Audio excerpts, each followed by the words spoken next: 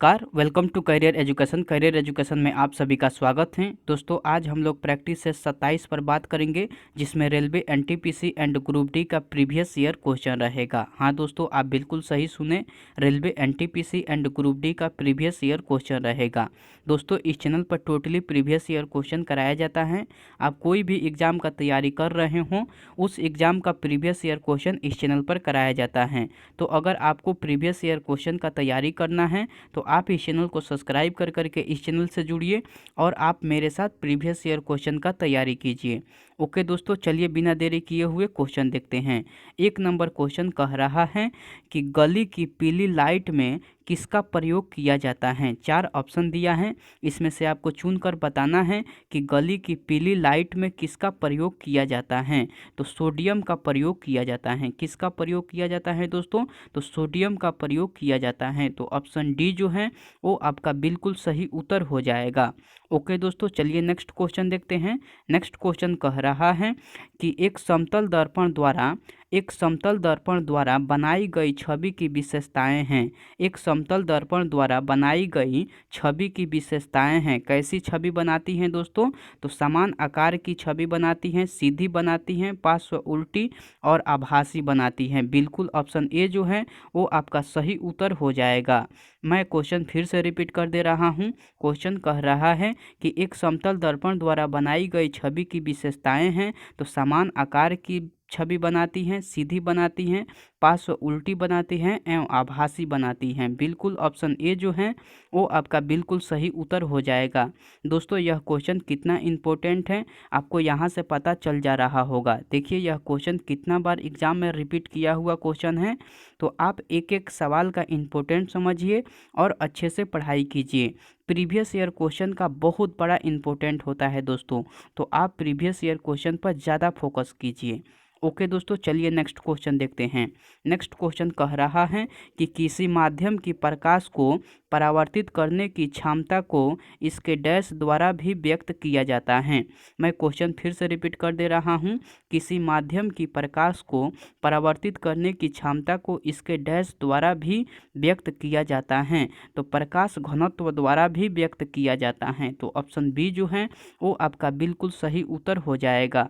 दोस्तों अगर अभी तक आप इस चैनल को सब्सक्राइब नहीं किए हैं तो इस चैनल को सब्सक्राइब कर दीजिए और वीडियो को लाइक कर दीजिए।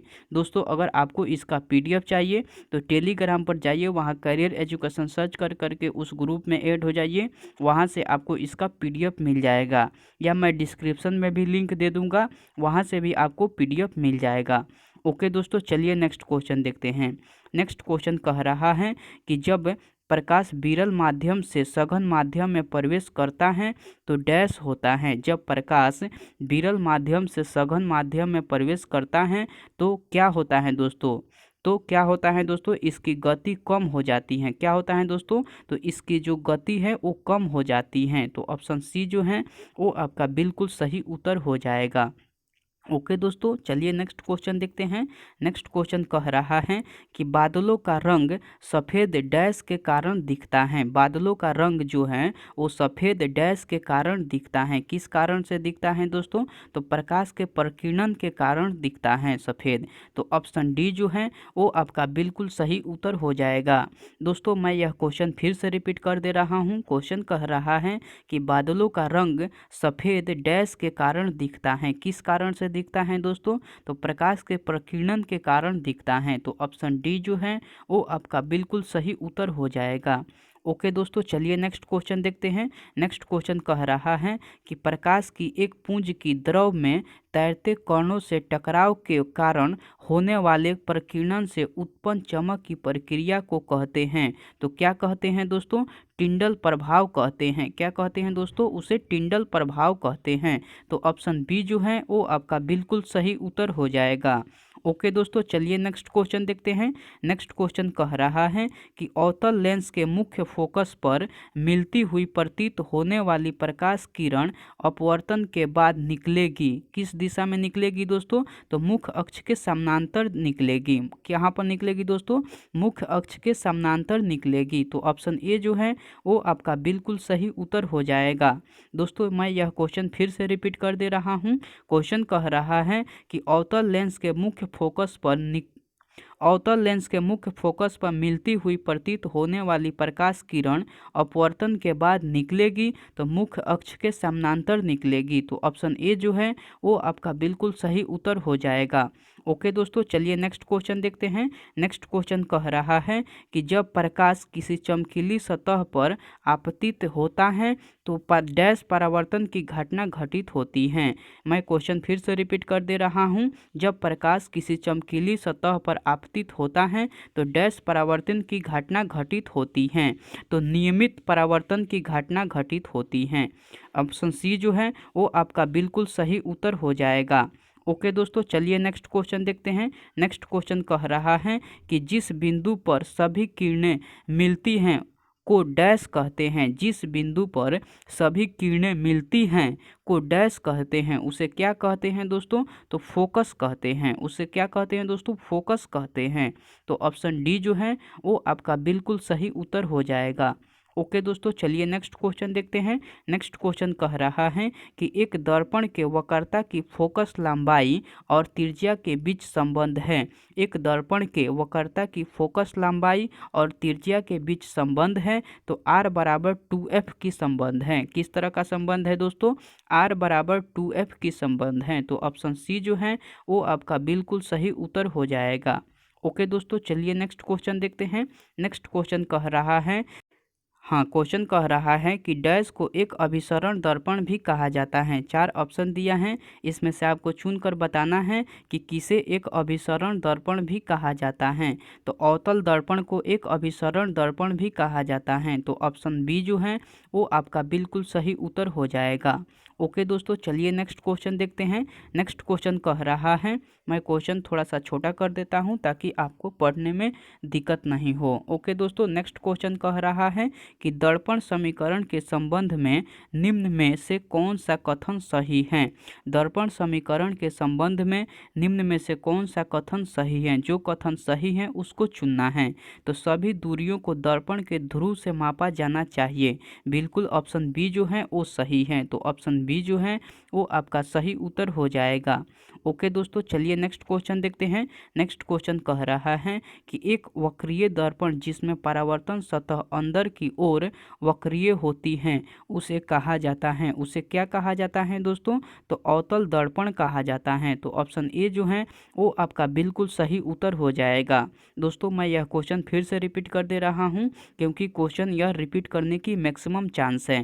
क्वेश्चन कह रहा है कि एक वक्रीय दर्पण जिसमें परावर्तन सतह अंदर की ओर वक्रीय होती है उसे क्या कहा जाता है। उसे क्या कहा जाता है दोस्तों? तो अवतल दर्पण कहा जाता है। तो ऑप्शन ए जो है वो आपका बिल्कुल सही उत्तर हो जाएगा। ओके दोस्तों, चलिए नेक्स्ट क्वेश्चन देखते हैं। नेक्स्ट क्वेश्चन कह रहा है कि यदि आप एक दर्पण में देखते हैं और पाते हैं कि आपका छवि आपसे छोटा है तो दर्पण का प्रकार होगा। तो दर्पण किस प्रकार का होगा दोस्तों? तो उत्तल दर्पण होगा। ऑप्शन डी जो है वो आपका बिल्कुल सही उत्तर हो जाएगा। मैं क्वेश्चन यह फिर से रिपीट कर दे रहा हूँ। क्वेश्चन कह रहा है कि यदि आप एक दर्पण में देखते हैं और पाते हैं कि आपका छवि आपसे छोटा है तो दर्पण का प्रकार होगा उत्तल दर्पण होगा। तो ऑप्शन डी जो है वो आपका बिल्कुल सही उत्तर हो जाएगा। ओके दोस्तों, चलिए नेक्स्ट क्वेश्चन देखते हैं। दंत चिकित्सक का दर्पण किस प्रकार का होता है। दंत चिकित्सक का दर्पण किस प्रकार का होता है दोस्तों? तो अवतल दर्पण होता है। तो ऑप्शन डी जो है वो आपका बिल्कुल सही उत्तर हो जाएगा। ओके दोस्तों, चलिए नेक्स्ट क्वेश्चन देखते हैं। नेक्स्ट क्वेश्चन कह रहा है कि इंद्रधनुष कितने रंग दिखाता है। इंद्रधनुष जो है वो कितने रंग दिखाता है। तो 7 रंग दिखाता है। कितने रंग दिखाता है दोस्तों इंद्रधनुष? तो 7 रंग दिखाता है। तो ऑप्शन ए जो है वो आपका बिल्कुल सही उत्तर हो जाएगा। ओके दोस्तों, चलिए नेक्स्ट क्वेश्चन देखते हैं। नेक्स्ट क्वेश्चन कह रहा है कि इंद्रधनुष में किस रंग का विक्षेपण अधिक होता है। 4 ऑप्शन दिया है, इसमें से आपको चुनकर बताना है कि इंद्रधनुष में किस रंग का विक्षेपण सबसे अधिक होता है। तो लाल रंग का विक्षेपण अधिक होता है। तो ऑप्शन सी जो है वो आपका बिल्कुल सही उत्तर हो जाएगा। ओके दोस्तों मैं उम्मीद करता हूं कि आपको यह चैनल से बेनिफिट हो रही होगी। अगर आपको बेनिफिट हो रही है तो आप इस चैनल को सब्सक्राइब कर दीजिए अगर अभी तक नहीं किए हैं तो, और वीडियो को अपने दोस्तों के साथ और अपने सारे ग्रुप में ज़रूर शेयर कीजिए। ओके दोस्तों, चलिए नेक्स्ट क्वेश्चन देखते हैं।